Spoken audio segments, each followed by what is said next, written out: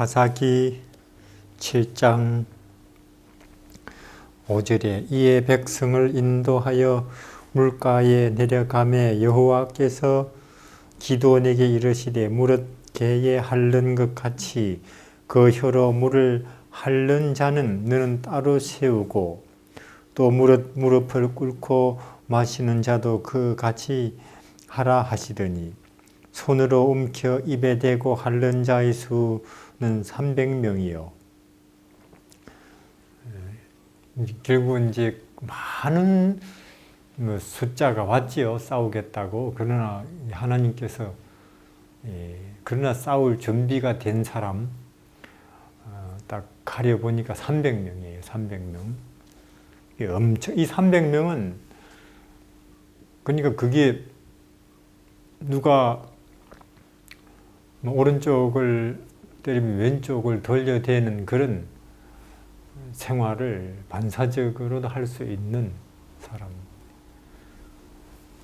그 엄청난 집중력을 가진 사람들이죠. 그 어떤 상황에서도 예수님을 보고 사는 사람이죠. 보고 사는 사람. 추울 때든 더울 때든 무시당할 때든 혹은 다른 사람이 지켜 세울 때든 습관이 된 사람들이죠. 이 300명으로. 로마서 같은 데 보면은 믿음으로 하지 아니한 모든 것이 죄니라. 예수 그리스도를 바라보지 않고 한 모든 것은 죄다 하는 것처럼 이와 같이 그 어떤 상황에서도 예수님을 바라보면서 말 혹은 생각 혹은 행동하는 이런 사람들이 결국은 하나님을 위한 마지막 싸움에 부름받고 또 그들을 통해서 하나님의 영광이 날 텐데 우리도 빨리 이게 준비가 되고 연습이 돼야 될 일이죠.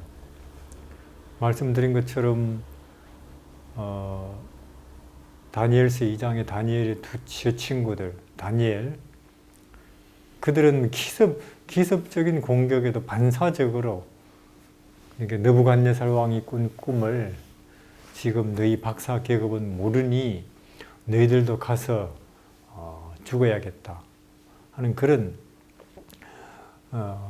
아주 갑작스러운 공격에도 그런 문제라면은 우리 하나님께 우리가 물어보면 됩니다. 이런 대답이 반사적으로 나오잖아요.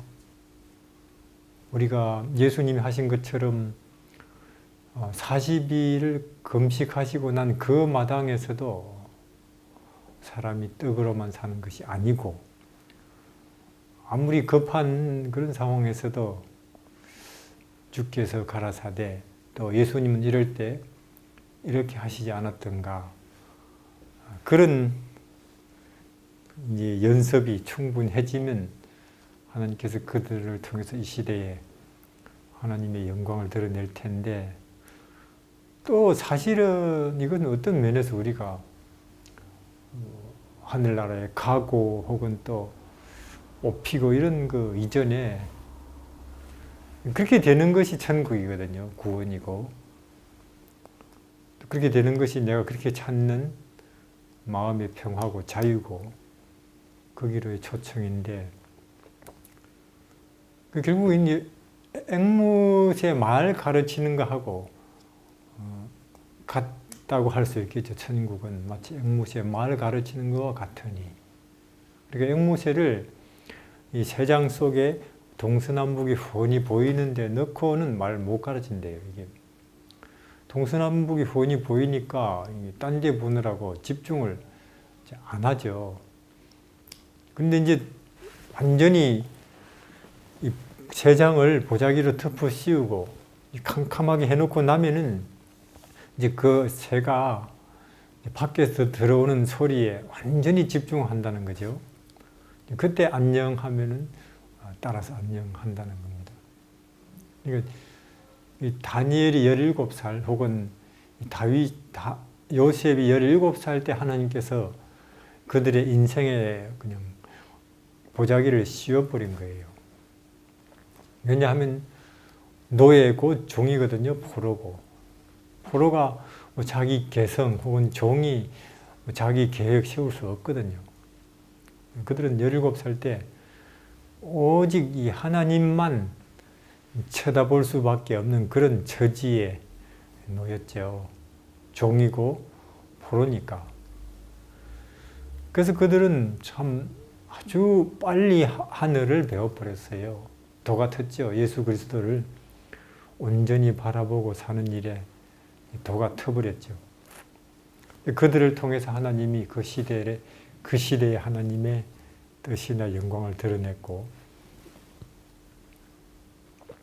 근데 우리는 이 시대 어떤 면에서 이 시대에 우리나 우리 자녀들의 고통은 이게 참 우리는 누가 와서 우리를 포로로 뭐 잡아간다든지 혹은 우리도 요셉처럼 참 악질 형들이 있어가지고 나를 팔아버린다든지 어디 종으로, 그러면 얼마나 좋겠어요. 빨리 우리도 집중할 텐데. 그래서 이 시대에도 하나님의 능력이 혹은 큰 영광이 그들을 통해서 빨리 드러날 텐데, 이 시대는 그런 게 없죠. 우리는 뭐 동서남북 이렇게 훤히 다 내 마음대로 보고 혹은 가고 싶으면 가고 할 수 있는 이런 입장에 있다 보니까 이 도가 안 트는 거죠. 하늘 언어를 못 배우는 거예요. 하늘 언어를. 세상은 빨리 배우는데 우리가 왜 이렇게 세상을 빨리 배우느냐? 집중 안 해도 우리가 뭐 눈만 뜨면은 듣고 보고 혹은 또 뭐 가서 직접 참여하는 게 뉴스도 그렇고 신문도 그렇고 학교에서 배우는 교육도 학문도 그렇고 다 세상이거든요. 하늘은 아니고. 그러니까 세상은 얼마나 우리가 빨리 익숙해지는지, 생명 아니고 구원도 아니고 거기에 의미도 행복도 없는 그런 요소들. 그만큼 우리는 세상에 온통 집중되어 있는 나날을 사니까 눈만 뜨면 귀만 열면 또 문만 열고 길을 나서면 신문을 봐도 이런 속에서 우리가 하늘을 배운다는 게 얼마나 어렵겠어요. 하늘을. 이런 속에서 마치 그럼 앵무새를 새 장에 넣어놓고 가르치는 게 아니고 앵무새가 새 장도 아니고 마음대로 날아다니는 지 마음대로 그런 앵무새에게 말 가르치는 것 정도로 어려울 거예요. 집중이 안 되니까 하늘이. 특히나 또 요즘은 스마트폰이 있잖아요. 정말 집중 안 되죠. 요새는 과거에는 텔레비를 봐도 그냥 학교 마치고 길에서는 못 보고 집에 와서나 틀어놓고. 근데 요즘 스마트폰은 그냥 수시로 길을 가면서 차 안에서 심지어 수업 시간에도 정말 마귀가 집중 못하게 해요. 마지막 때에 예수님이 곧 오실 때인 줄 마귀는 알지요. 그러니까 이 시대에 우리를 예수님께 그리고 그 재림에 집중 못하도록 아는 거하고 그것에 집중이 돼서 그것이 내 사상이 되고 내 정서가 되고 내 갈망이 되고 내 오직 기다리는 소망이 되는 거하고는 완전 틀려요. 마치 우리가 중고등학교 때 만유인력의 법칙, 뉴턴이 발견했다. 그 공식. 그때 알고 나서부터 지금까지도 우리는 안다고 할 수 있거든요. 그런 것처럼 예수를 안다. 성경을 안다. 그런 거에 우리가 지금 안다는 게. 그러나 우리가 아는 진리나 말씀이나 예수 그리스도가 내 마음속에서 사상이 되고 혹은 내가 걸어가는 길이 되고 내 정서가 되고 내 말 한마디 혹은 한번 하는 생각, 행동에 다 영향을 미치는 그런 생명이 되시는 것하고는 전혀 틀리죠. 그건 엄청난 집중을 요구하고 그 집중이 오랜 기간 동안 있은 뒤에나 있을까 말까 아니죠. 요셉이나 다니엘은 하나님께서 그들의 인생 17배 보자기를 덮어 씌워버렸기 때문에 그들은 예수님께 집중할 수밖에 없었고 아주 빨리 하늘을 그들은 배워버렸죠. 도가 통했고. 우리 시대에는 그런 일이 없어요. 어떤 면에서 이 시대 초림 때도 그랬듯이 재림 때도 마귀가 결국은 성공하는 거 아니냐. 초림 때 그 당시 이스라엘 백성을 그들의 생각이나 정신을 딴 데 돌려버렸던 것처럼 이 시대의 재림 교인들을 재림 아닌 딴 데로 정신을 돌려서 그들이 재림을 선포하는 데 실패하는 하게 하는 또 그런 일에 성공하는 것은 아닌가 하는 우려가 들 수밖에 없죠. 그래서 우리는 그럼 우리 시대에는 우리를 잡아다가 포로로 잡아다가 가는 나라도 없고 요셉 형들과 같은 그런 형들도 없으니 어찌할 것이냐. 그럼 우리가 현명하다면은 우리가 스스로 예수님께 집중해야만 되는 상황을 선택하는 게 좋겠죠. 그래서 저는 선교사가 아주 좋다고 봅니다. 선교사가. 제가 볼 때. 그래서 우리 청소년들에게, 청년들에게 선교사를 권하죠. 그것도 되도록이면은 보장이 재정이나 혹은 뒷일 보장이 안 되는 쪽으로 한번 선교사의 길을 택해 보라고. 왜냐? 그래야 심지어 먹고 사는 일까지도 하나님께 기댈 수밖에 없으니까.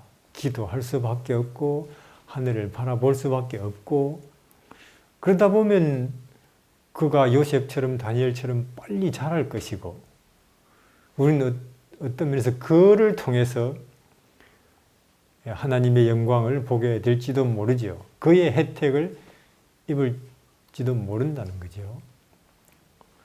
그래서 우리는 어떤 모든 수단을 써서 단체로 시대의 소망 밴드를 하든지 소그룹을 하든지 혹은 내가 선교지로 가든지 예수께 집중할 수 있는 그런 삶을 우리가 계획하고 만들어 가야 되죠. 앵무새 말가르치기처럼. 그러면 우리가 예수님께 집중하면 어떤 일이 이제 우리에게 생기는가? 우리가 어떤 사람이 예수님을 집중할 때 여기 골로새서 보면 그렇잖아요. 골로새 1장에 보면은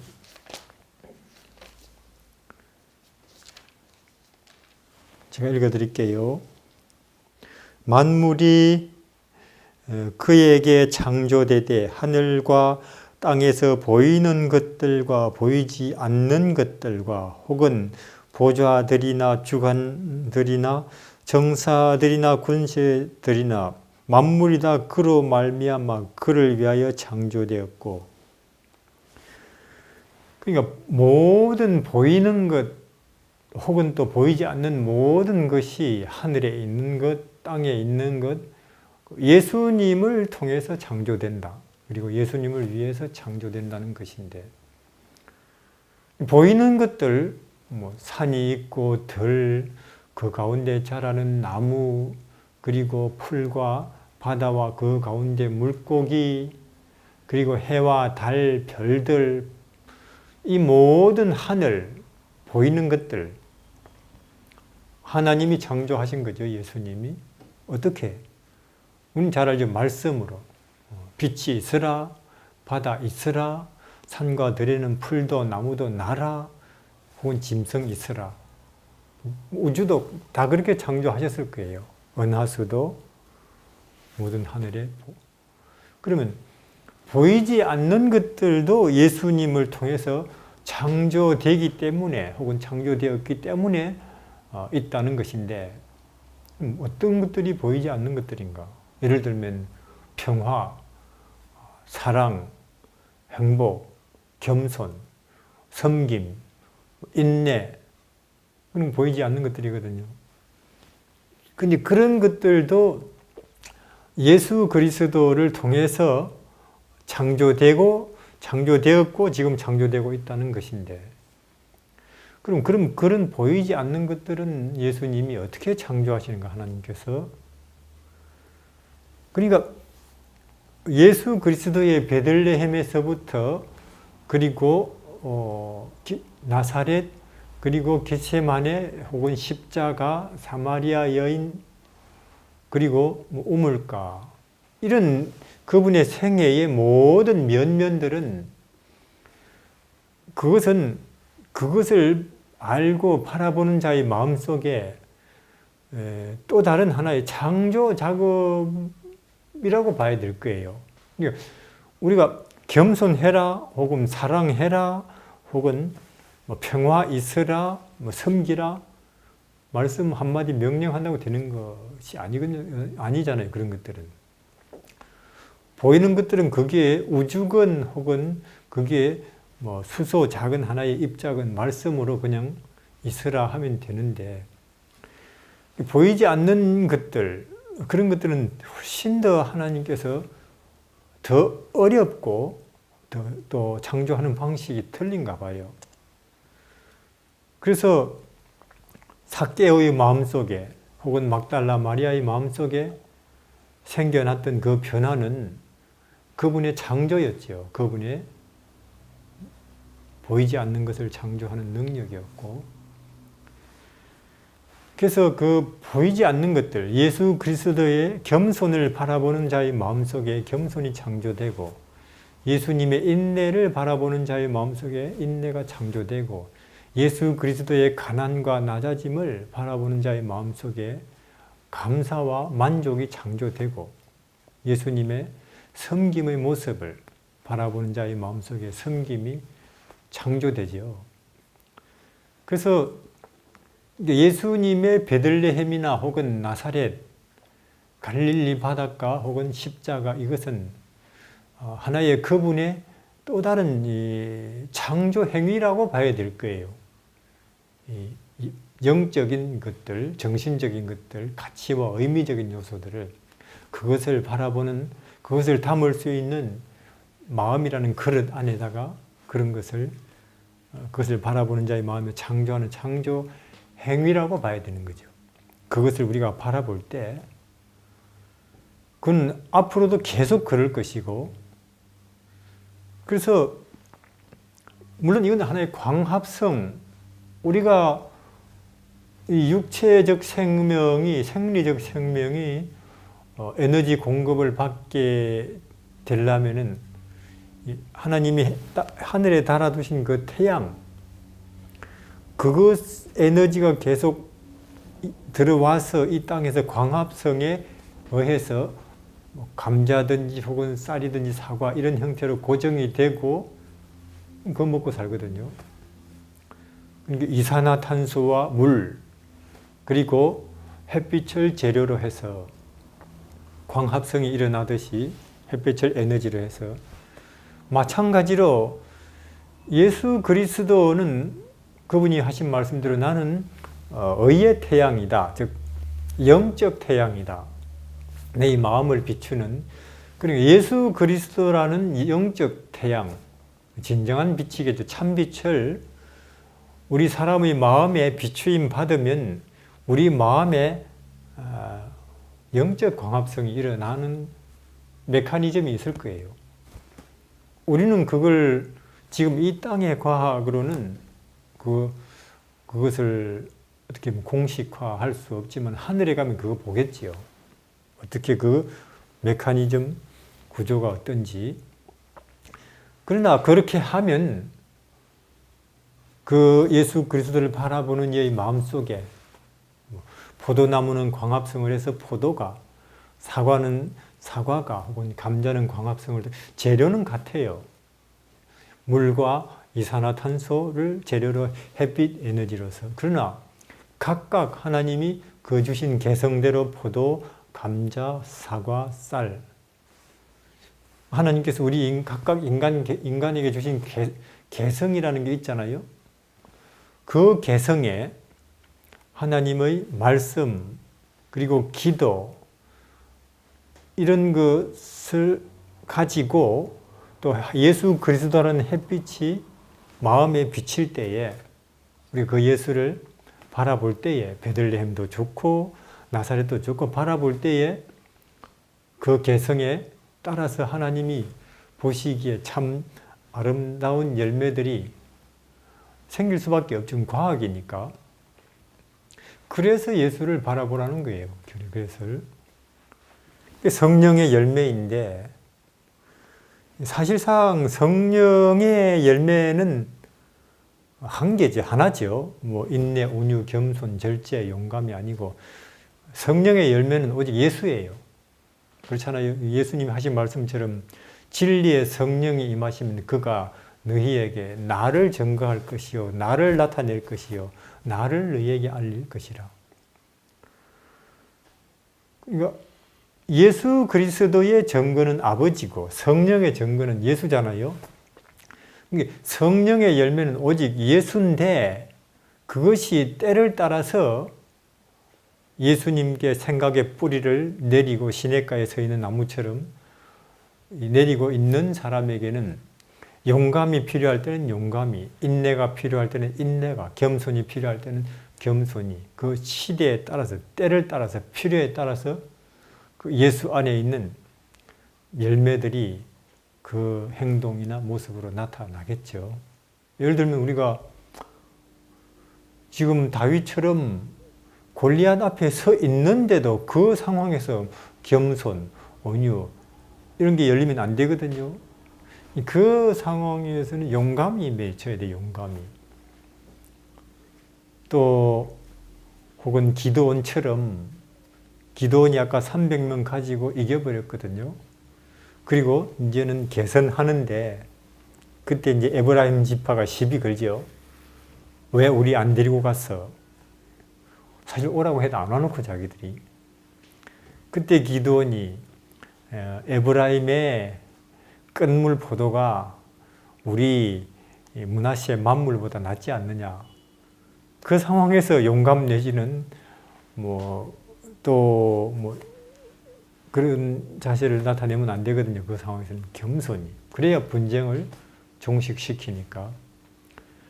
그래서 오직 성령의 열매는 예수인데 그 예수께서 우리 더위에 맞게 추위에 맞게 혹은 다른 사람이 나를 축혀 세울 때 혹은 나를 깎아내릴 때 혹은 두려움이 있을 때 그때마다 필요한 구원이라는 열매를 맺히게 하죠. 그래서 보이는 것들도 예수 그리스도께서 창조 말씀으로 하셔서 존재하는 것이고 보이지 않는 것들, 예수님의 생애 베들레헴에서부터 십자가까지 그 33년 반의 그 생애는 그것이 하나하나가 또 다른 하나의 보이지 않는 더 높고 더 깊은 가치와 의미 세계를 창조하는 창조 행위라고 봐야 되죠. 보이는 것들은 그 결과가 이 우주 공간에 나타나고 보이지 않는 것들은 그 창조 행위가 우리 마음이라는 공간에서 일어나는 것입니다. 그래서 오늘도 우리가 그분이 우리 안에 오셔서 마음껏 그분의 뜻대로 창조 행위를 하실 수 있도록 우리 생각을 예수께로 재림으로 예수께로 향하는 것이 합당합니다.